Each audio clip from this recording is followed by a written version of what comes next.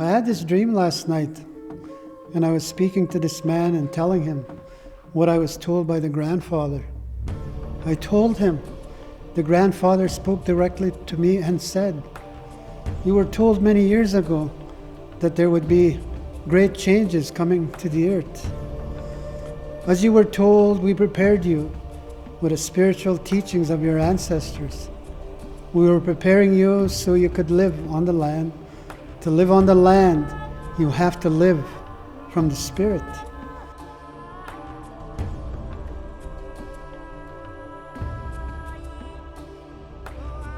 The grandfather went on to say, "Well, that time is very close, and there is no time to waste.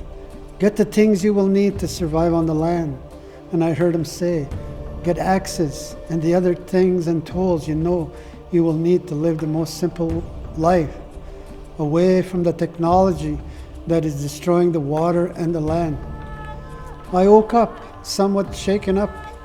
I wondered how close is close in the understanding of the grandfathers. I see many changes happening already, and I wondered how severe these changes are going to be in relation to the current lifestyle that we are living. I realize that the current path we are on is not one that treats all life in sacredness. The earth continues to feel the brunt of our selfishness and greed. I even wondered, what did the grandfathers mean? The change is very close now, and there was no time to waste. I knew that it had to be something natural. Was it the weather? Was it the elements of life? Fire, the wind, the earthquakes, the tornadoes, the hurricanes, drought? Will the economy crash? Would it be something similar to the Depression in the 30s but more severe? When we reflect on the current world conditions, there is no doubt of a need for a major change.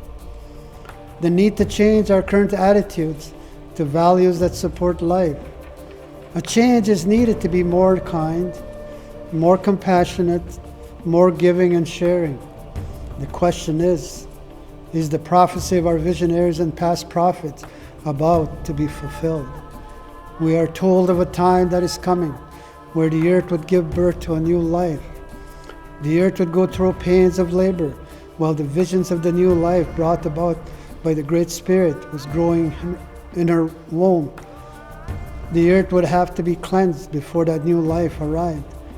We were told long before the arrival of the newcomers in our homeland that there would be people coming from the many different lands of the earth. There was a greater purpose to their arrival.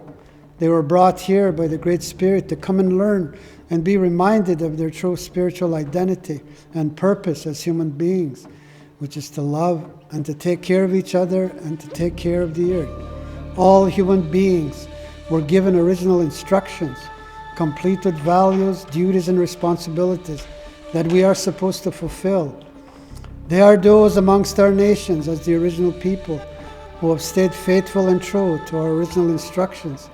It would be these few who would be propelled into the forefront of a movement, offering a leadership of sharing that knowledge.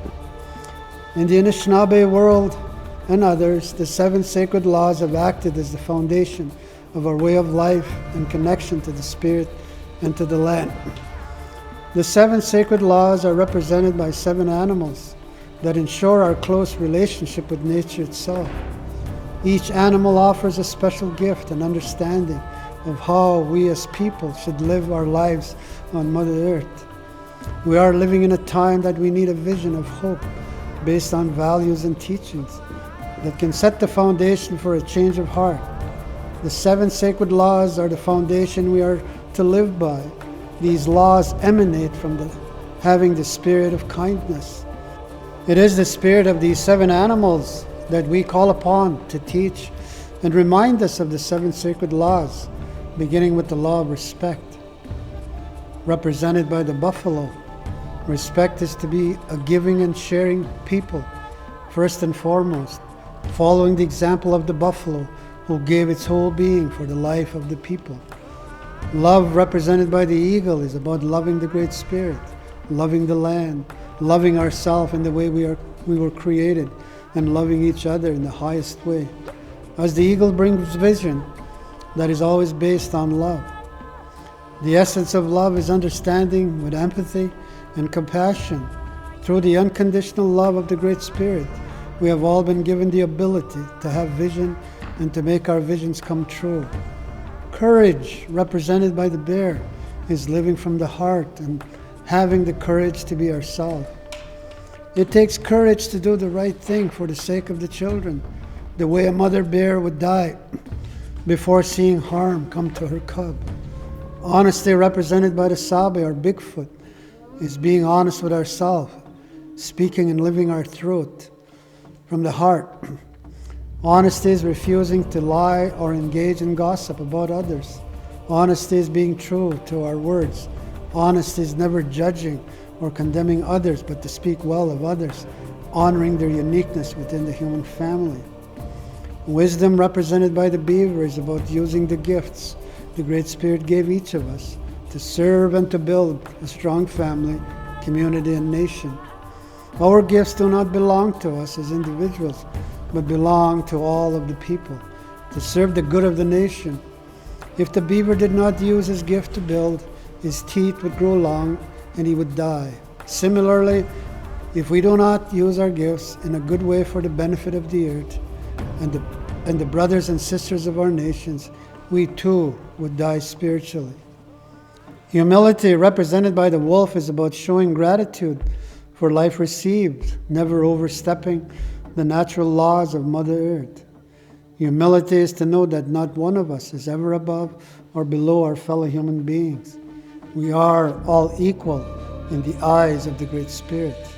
There is so much we can learn from the wolf, and the teaching of humility is especially important for the leaders of our nations. The teaching of truth is represented by the turtle. Our motherland is referred to as Turtle Island. To know and live the truth is to walk and live all the 7 sacred laws. Living truth means living in the spirit of respect, love, courage, honesty, wisdom, humility, and truth. It is when we live truth that we will know peace and find the truth of our humanity. Our spiritual constitution is written on the turtle. The turtle lives in the water and on the land to remind the whole world of the truth we should be living by. The animals that represent the 7 sacred teachings ensure that we have a close relationship with the land, an alliance with nature. The animal world are our brothers. They live with each other in harmony and bring us teachings. When one is able to walk the spirit of these 7 sacred laws, is when one becomes truly free. It is then that one receives the full support of the universe and the forces of the earth itself.